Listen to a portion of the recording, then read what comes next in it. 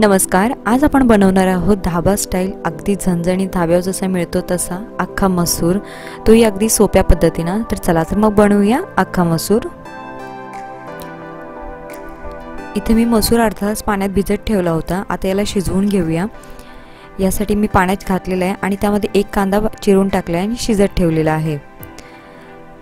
इथे बघू शकता एक 7 मिनिटांनंतर आपला मसूर शिजलाय का आपण चेक करूया। इथे थोडासा मला कच्चा लागतोय, तर मी आणखी 2 ते 3 मिनिटे याला हाय फ्लेम वरती शिजण्यासाठी ठेवून देते।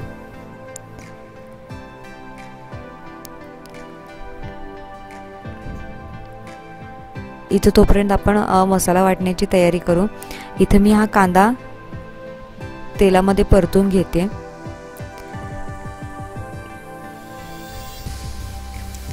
कांदा छान असा लालसर झाला की त्यामध्ये घालून घेऊया टोमॅटो, अद्रक आणि या सगळ्या गोष्टींना आपण छानसं असं परतून घेऊया। इथे छानसं असं परतून झालेलं आहे। टोमॅटो पण एकदम असा मऊसूत झालेला आहे। आता याला आपण एका प्लेटमध्ये काढून घेऊ। त्यासोबत मी इथे घेतलेला आहे ओला नारळ घेतलेला आहे मी।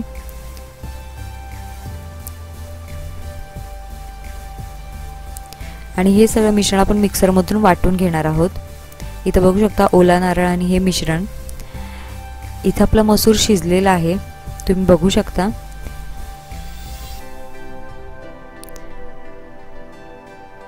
पूर्णपणे याला शिजवायचा नाहीये, अगदी 90% शिजवायचा, 10% हा ग्रेव्हीमध्ये शिजेल। आता ही ग्रेव्ही बनवून घेऊया। त्यासाठी एका पॅन मध्ये मी तेल घेतलेला आहे 2 चमचे। यामध्ये घालूया आपला साठवणीतला जो मसाला असतो घरगुती मसाला, तो इथे मी घातलेला आहे 2 चमचे। तुम्हाला कितपत तिखट हवाय त्यानुसार तुम्ही कमी जास्त करू शकता। आणि यामध्ये हा वाटलेला मसाला घालून घेऊ आणि छानसे याला मिक्स करून घ्यायचं।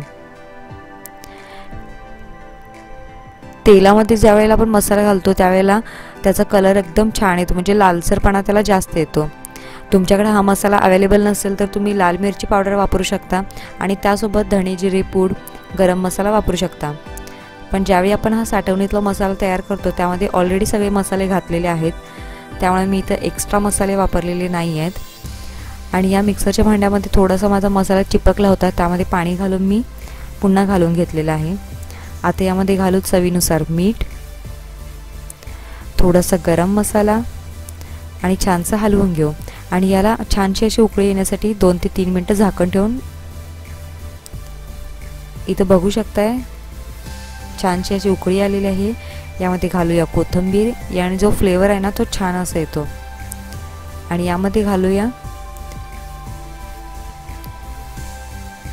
इथे मी मिक्स करून घेतलेली आहे कोथिंबीर। आणि यामध्ये जो आपला मसूर शिजलेला होता तो घालून घेऊया। जे मसूरचं शिजताना जे पाणी होतं तेही मी यामध्येच वापरलेलं आहे।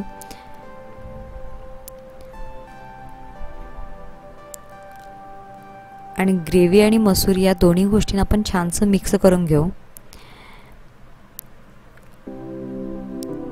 आणि झाकण ठेवून याला उकळी येऊ देऊया छान। इथे बघू शकताय उकळी आल्यानंतर माझा व्हिडिओ स्किप झाला होता, त्यामुळे तुम्हाला ते दाखवता आलेलं नाहीये। तरी पण इथून बघू शकता छानसा अख्खा मसूर तयार झालेला आहे। आता आपण याची सर्विंग करून घेऊया। तुम्ही बघत आहात किती याची ग्रेव्हीची कन्सिस्टन्सी कशी आहे।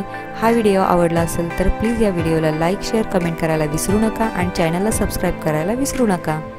आणि त्याचबरोबर आजचा व्हिडिओ पाहिल्याबद्दल धन्यवाद।